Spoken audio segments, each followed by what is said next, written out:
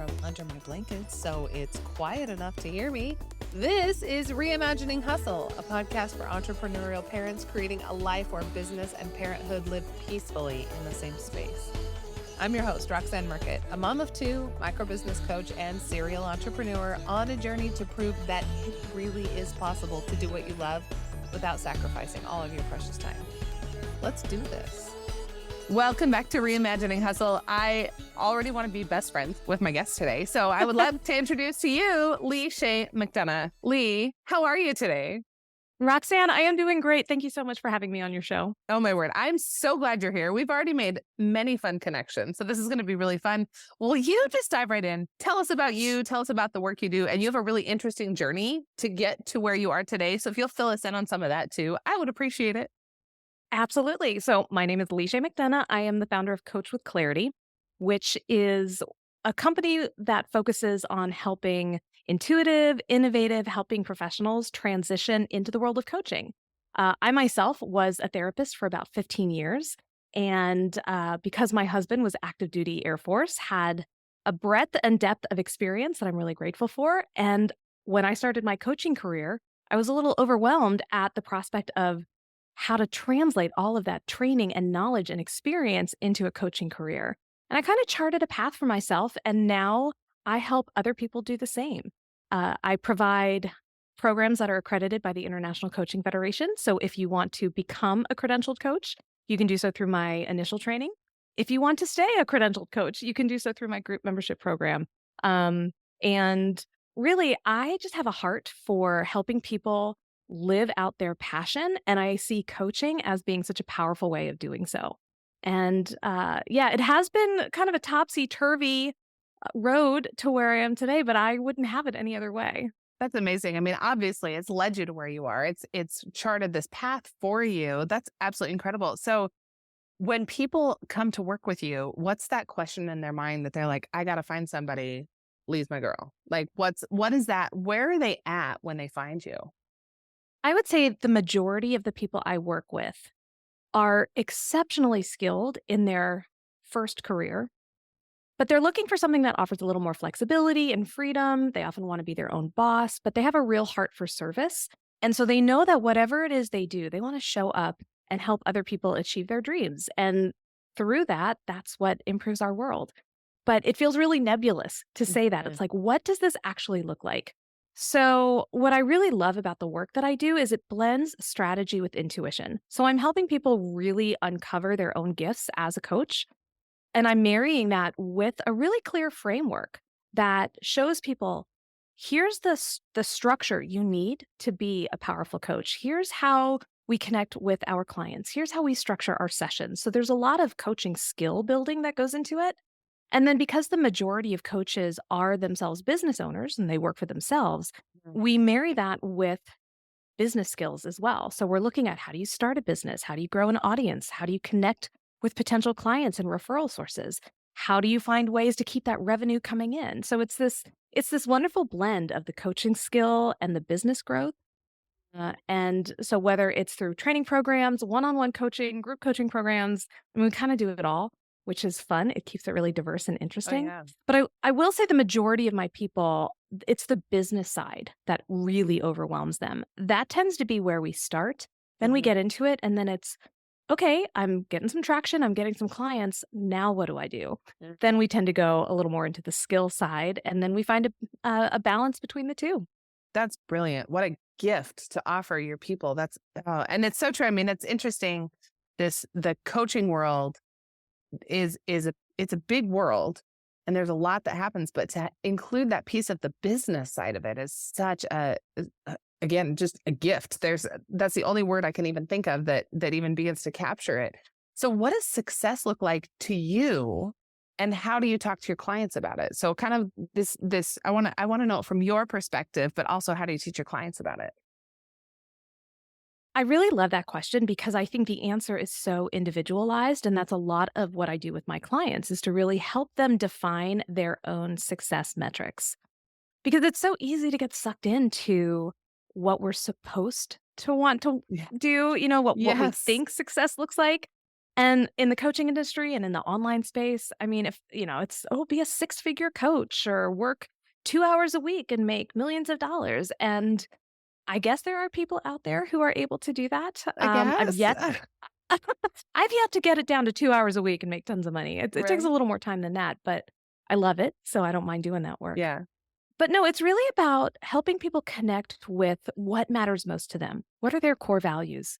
Mhm. How do they want to show up and serve their people?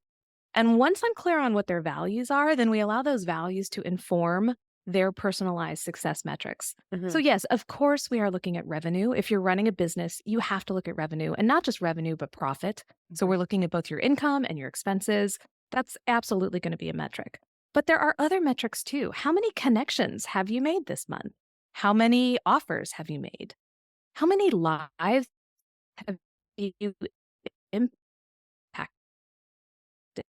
How many people have you spoken to? I mean, there's it in the internal metrics too. What does it feel like to wake up in the morning and town or co-working? What does it feel like to show up and do that work?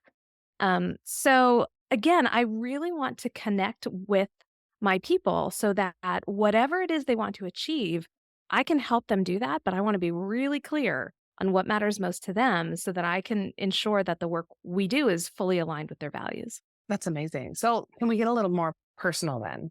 Please. What does that look like for you?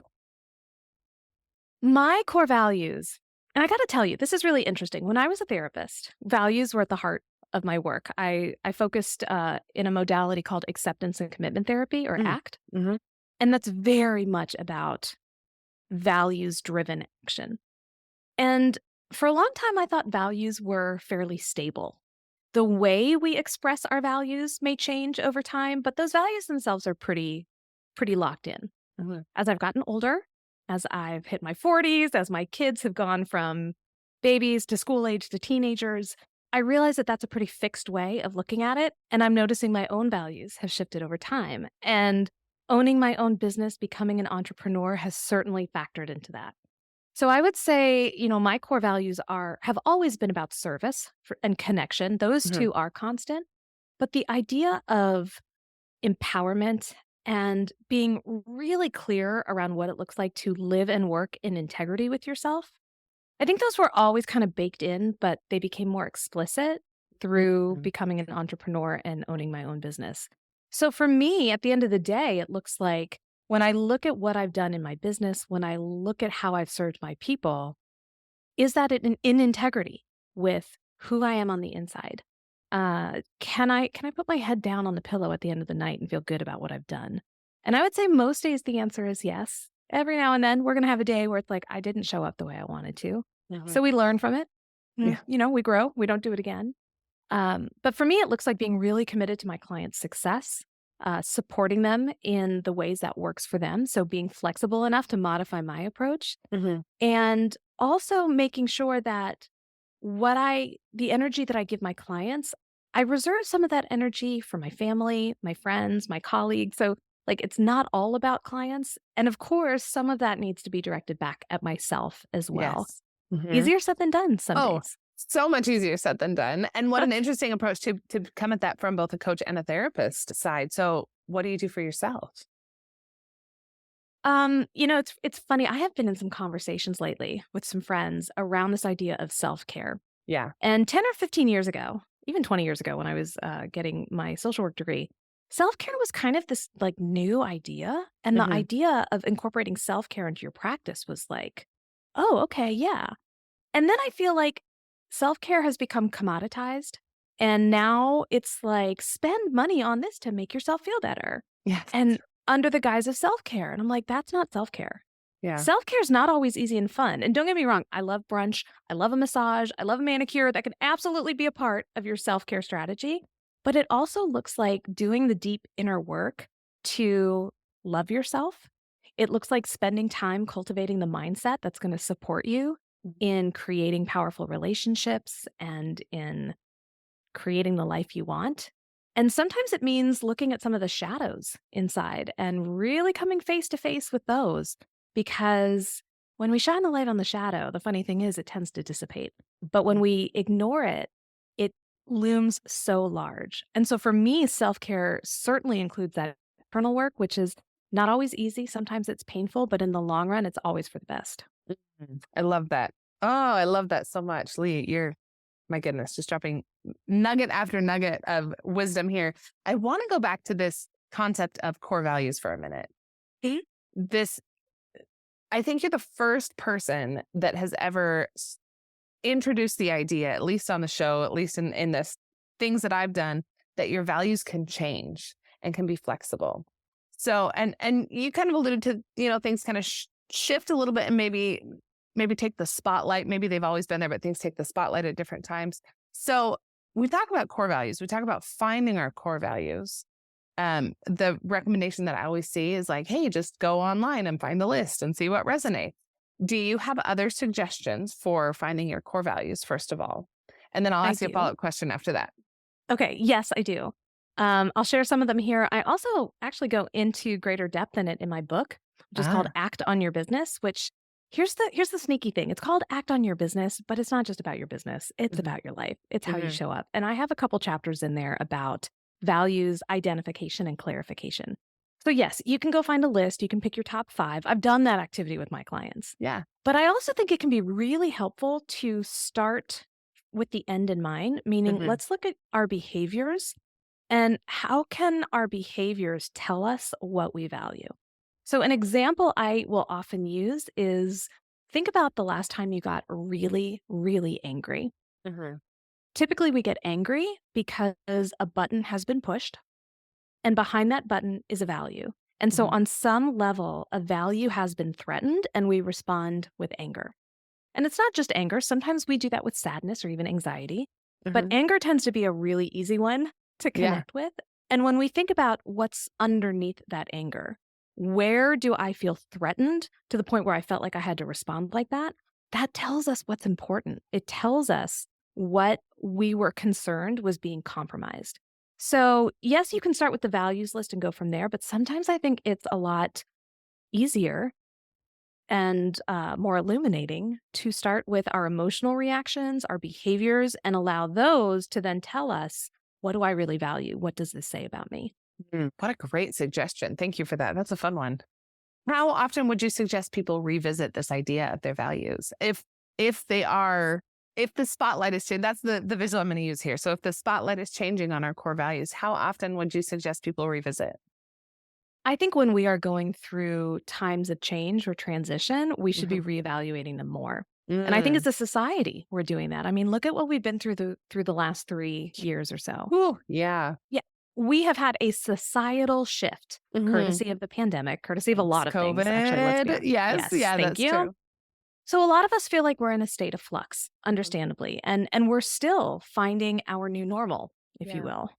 And so revisiting our values when we are in those transition periods can be a little more challenging, but I would argue it's even more important than before because as humans, we are designed to grow and evolve. If we don't, we perish. So if we are growing and evolving, it makes sense that our values would too. And if we are in situations where the world around us is changing and we are changing in response to it, then it makes sense that we might want to reevaluate our values too. So honestly, pre-COVID, before the pandemic, I might have said, every few years, check in. Now I think it might be a little more often. I incorporate it as part of my annual review. So for my business, every year I'm checking back in with my business values and my core values. And when I do a quarterly review, I'm just kind of checking in as well. But I really do the deep dive every year. That's awesome. And these periods of flux and change, I often, I mean, you were military, so you get this too. So I'm a military spouse and we move every 2 to 3 years. And so we always talk about, okay, who's the new version of us? Like in this new place, what do we want to change? So like right now I'm in Roxanne Japan 0.0, right? Like that's how the conversation happens. And so these periods of change and transition, I think are so helpful. So that's a great idea to add that to those periods of change. So thank you for that. So I want to shift a little bit and talk about parenting. So you're a mom as well. How many kids do you have? I have 2 boys. They are 16 and 14. So tons of fun. You have 2 teenage boys. That is exceptionally fun. Yes. And a husband and a male dog. So it is like testosterone city at my house. I am representing the estrogen. Well, and hitting perimenopause, so God only knows how much I'm even bringing to the table. So this is a fun time, let me tell you. Sounds like a period of change, time to reevaluate. I'm just messing. I Little know, bit. right? No, but truly, that's a lot. So how has being a parent during this journey of yours changed you as a person? Oh my goodness. It has changed me in ways that I think I am still recognizing. Hmm. I found myself initially feeling such fear in the midst of COVID and the pandemic, not so much for myself, but for my kids. Right. Okay. And then the anxiety would come up, and I would worry about their school performance. I would worry about socialization, all of it. And for the first month or two, like, I won't lie, I kind of spiraled out a little bit. And then I realized this is not serving me, and it's certainly not serving my kids. So let's kind of bring it back. And so I think after that pendulum swing all the way towards anxiety land, Hmm. kind of swung back the other way and then found a happy medium, which is as a mother, I will always have concern for my children. I mean, they could be in their 70s and me in my 90s, and I'm still going to worry about them. Yeah. But I've learned to hold that worry loosely. And I've also learned to trust that my husband and I have instilled values and ways to make decisions in such a way that our kids are learning from us. We're trying to model that. And at some point, I have to have faith in my kids. And so Mm-hmm. this really tested my faith muscle. Hmm. And, you know, they're teenagers. Their brains are not fully developed yet. They're making mistakes as they should by design. And so now I view my role less as disciplining and correcting and more about, okay, you did this. Let's look at the consequences. What happened because you made this decision? How are those consequences working for you? And if you don't like them, what will you do differently next time? And so I've really had to shift my approach with my kids as they've gotten older. And that's a learning curve. It's a learning curve for both my husband and me.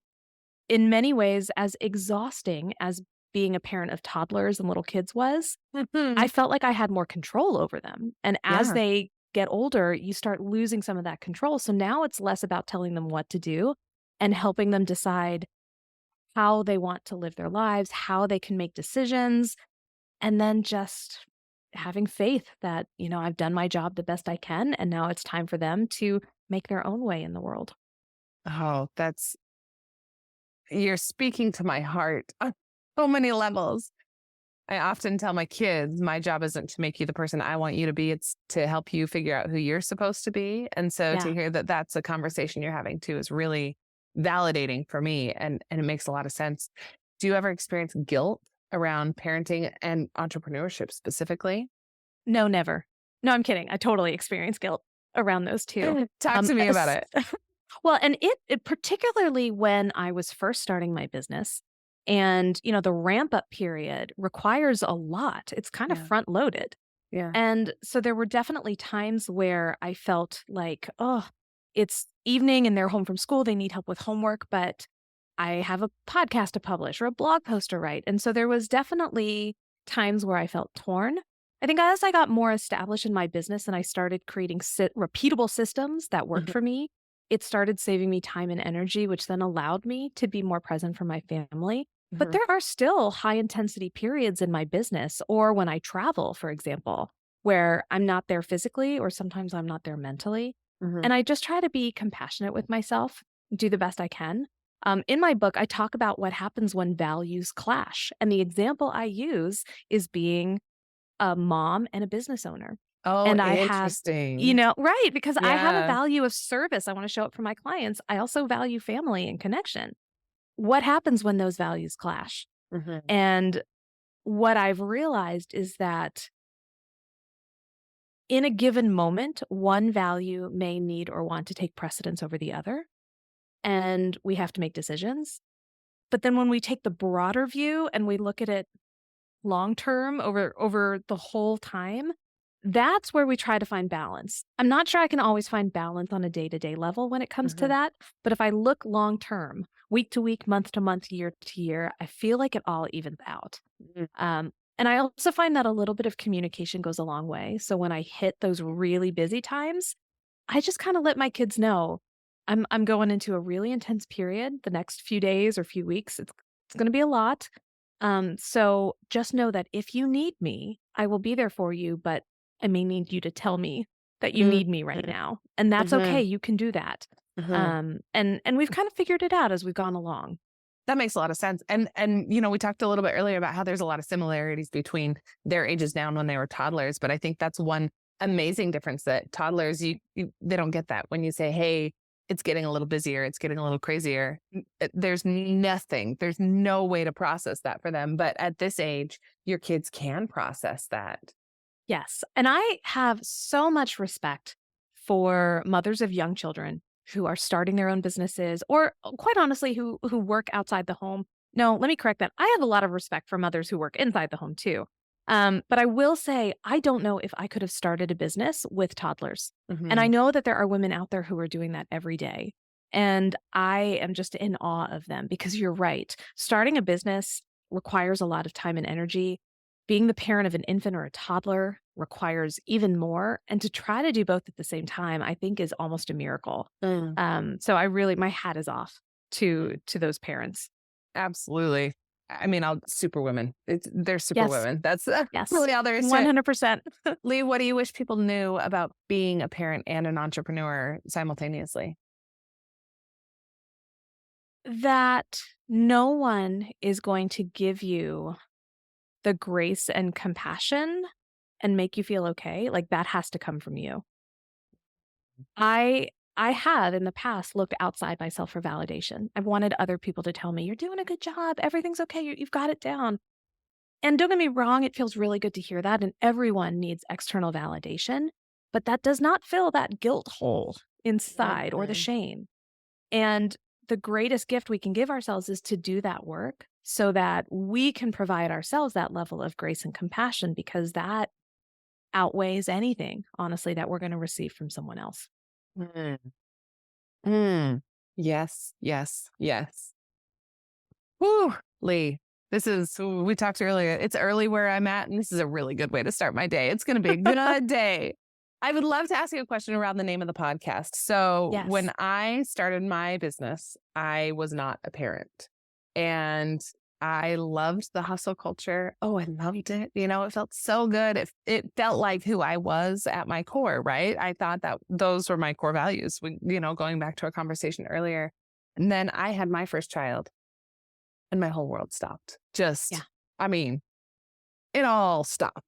And so I've been on this quest to figure out how to make a sustainable balance of these worlds since. So how to reimagine hustle. And so I would love to know, how do you reimagine hustle? When I think about hustle, I like to kind of peel back the layers of the onion. Like, what is hustle really about? I don't want to presume that what it's about for me is what it's about for everyone else. But for me, it's about ambition and what it means to be ambitious, what it means to want to make your mark in the world, whatever that looks like.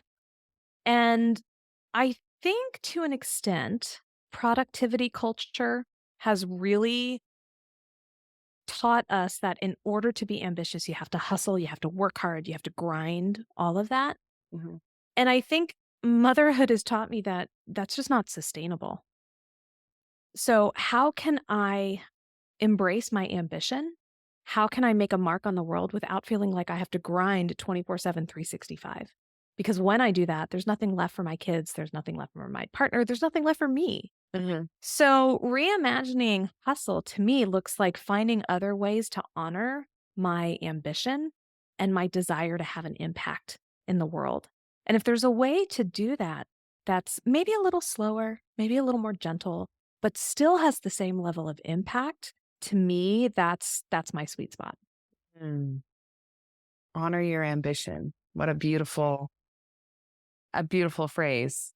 Thank you Because for there's that. nothing wrong. There is nothing wrong with being ambitious. Yeah. I think a lot of times women in particular get shamed for being ambitious, especially parents. It's this idea of, do you love your job more than your kids? What does it say about you if you're working towards it? I think that's such an unfair bind. And I just don't see fathers or men having to deal with that to the same extent that women do.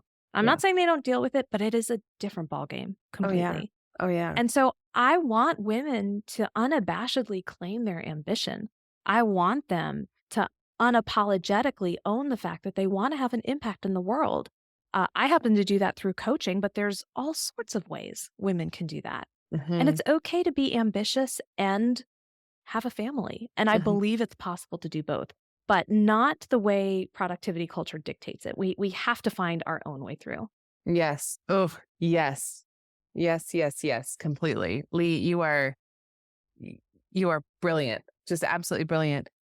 Before we find out where we can find you, because we need more of you, will you give us a 30-second pep talk for other parents on this entrepreneur journey? And maybe direct it specifically to coaches, because I know that's who you work with. Yes. Part of me wants to start off by just saying it gets better. If you feel like you are just in a really sticky, tough patch right now, I just want to give you a little bit of hope that it does get better. That's number one. And number two, I want to say that not only does it get better, but it gets richer and more rewarding. The relationships that I have with my children now that they're teenagers are unlike anything I ever thought I would happen that would happen. And part of it is because I became a coach. Part of it is because I learned how to communicate with people in a way that fostered connection and growth. And that's not to say I didn't do that as a therapist. I absolutely did. I believe therapists do that on the regular.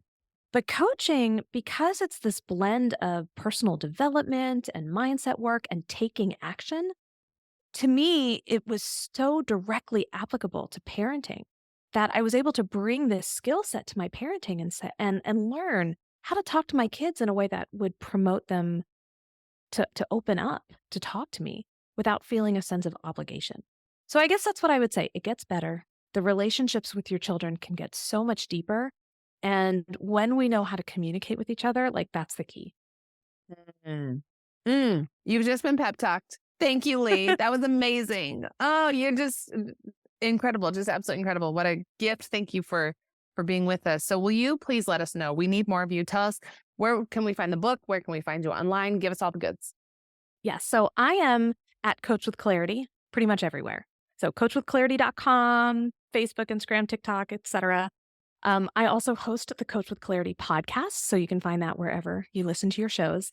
And again, if you want to do a deeper dive into values work, mindset, mindfulness, you might really enjoy my book. It's called Act on Your Business. You can find it on Amazon, or you can go to coachwithclarity.com/get-the-book, and that'll take you right there as well. Awesome. And we'll make sure we link everything in the show notes. Lee, this has been an absolutely incredible way to start my day. Thank you for the gift of your time, the wisdom that you've brought to us from all these different areas of your world. I appreciate you so much. This conversation has been a joy. I am so honored to be on your show. Thank you again for having me. Thanks, Lee. Thanks for listening to Reimagining Hustle with Roxanne Merkett. If you like the show and want more, check out reimagininghustle.com and please leave a review wherever you get your podcasts. We'll be back next week with another episode. See you soon.